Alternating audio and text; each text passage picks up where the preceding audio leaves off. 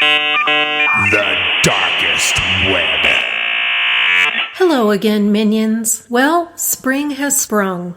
Most normal people are busy with spring cleaning, tending their flower gardens, and prepping Easter baskets, but many of our kind are consumed with wicked thoughts of how best to scare the kiddies this year and scheming up ways to make our haunts even more creep-tacular.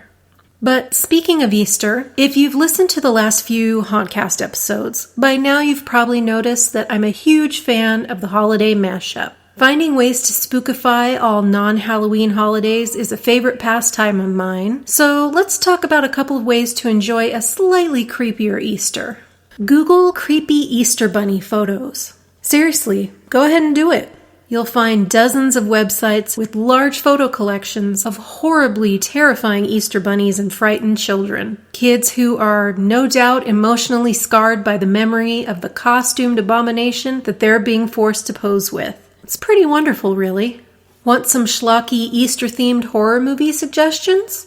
HorrorHomeroom.com has compiled a pretty fun list to keep you entertained while you munch away on chocolate bunnies and marshmallow peeps. I haven't checked these out yet, but I plan to spend a little time on my Easter Sunday giving these flicks a watch. After reading the synopsis of all the films, I think I'll try Easter Bunny Kill Kill and Easter Casket, both streaming on Amazon. That website again is horrorhomeroom.com. That's HorrorHomeroom. And then just do a search for Top 10 Easter. Now I want to take a hard turn into another topic that keeps popping up on my radar lately. Doll houses.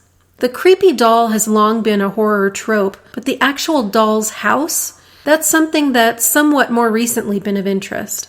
Dollhouses and miniatures are featured prominently in Hereditary, The Haunting of Hill House, and Sharp Objects. I won't go into the psychological significance or metaphors associated with dollhouses because I'm mostly here to give you links to check out. And also, I know someone who is way more eloquent than me that I, for one, would love to hear pontificate on the subject.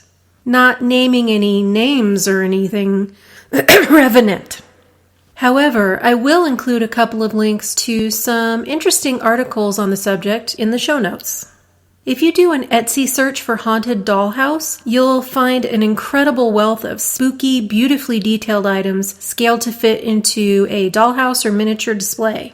Old books, creepy portraits, tiny Ouija boards, candelabras, and so on.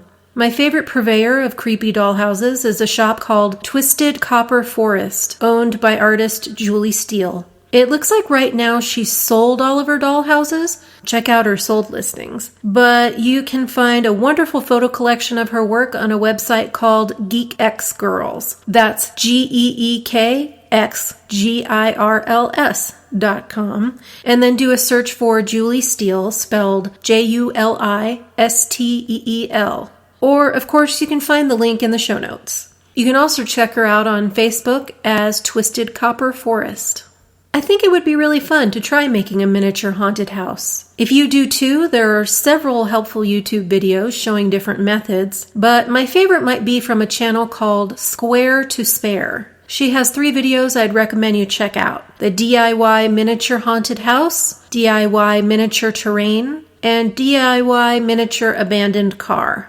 While her accent does make it rather difficult to understand her at times, the visuals are enough to make it clear what she's doing. She also has a really impressive video of a miniature Winchester mystery house. Again, that channel is Square to Spare, SQUARETOSPARE. Take a look at a blog called Greg's Miniature Imaginations. It has a very impressive haunted mansion that he created entirely out of cardboard. He completed it in only 2 weeks. This guy must not need much sleep. You gotta take a look and notice how much the addition of some simple little LED lights really makes the house come alive. It's just gorgeous. I'll include the link to his site in the show notes, or you can do a web search for Greg, that's Greg with 2 G's, Miniature Imaginations. Of course, there's also lots of ideas and tips on how to make a miniature haunted house all over the internet, maybe most notably on Pinterest and Instructables. Now, to break away from my haunted miniature fascination, there's not a wealth of new streaming horror shows to discuss, but I do want to mention the new What We Do in the Shadows series that premieres March 27th, which happens to be the day that I'm recording this segment. It's comedy horror, which can really be hit or miss for me, but I did love the film that the show is based on, so I'm going to give it a watch. The show's created by New Zealand comedians and filmmakers Jermaine Clement and Taika Waititi. It's set in New York City and is a documentary style that follows 3 vampires who have been roommates for hundreds of years. It's now streaming on FX.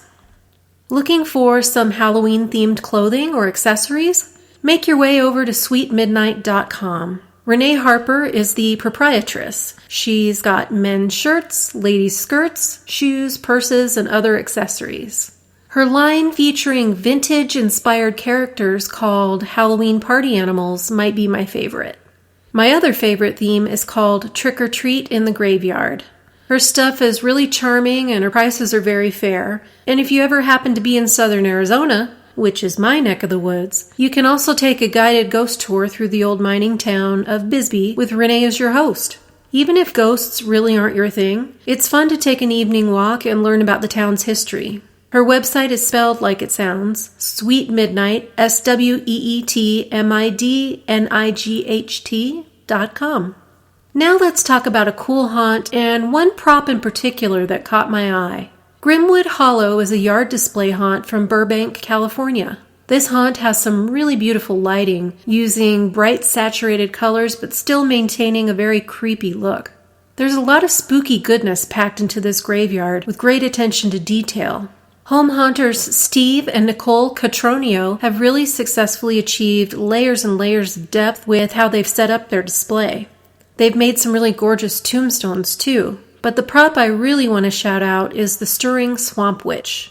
We've all seen many different takes on the Stirring Witch or the Cauldron Creep, and honestly I love most all of them. It's one of my favorite props. But this gal is something special. She's got one milky eye, huge scary teeth, pointy ears, and looks all dried out and desiccated. Yet still she stirs. The contents of her cauldron are lit up a bright green, and it appears to have a bubbly surface. You can peep this lovely stirring hag on Facebook and YouTube. Just look up Grimwood Hollow and enjoy some haunty eye candy. That's GRIMWOODHOLLOW. Finally, I want to wrap up by mentioning another cool haunt that you can follow on Facebook and Instagram.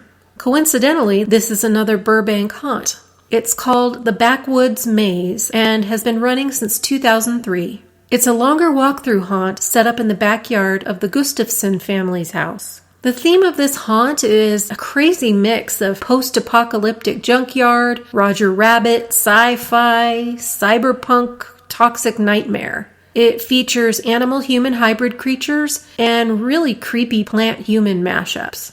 This is one impressive and seriously ambitious haunt. Everything is crafted by owners and creators Jeff and Taylor Gustafson and their very talented friends. The detail and scale of this thing is really incredible. The haunt operates only in October, but it stays up year-round, so they must have some pretty chill neighbors. They were voted the #1 scariest haunted house in the U.S. by Yelp Travel and Leisure. Definitely take a peek at the YouTube video called Backwoods Maze Daytime Behind the Scenes. It's a super fun walkthrough, show and tell that's well worth a 22-minute watch.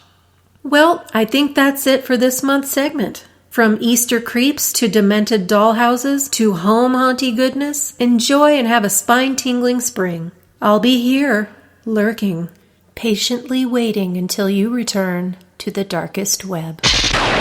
Hauntcast. Haunting Halloween and horror.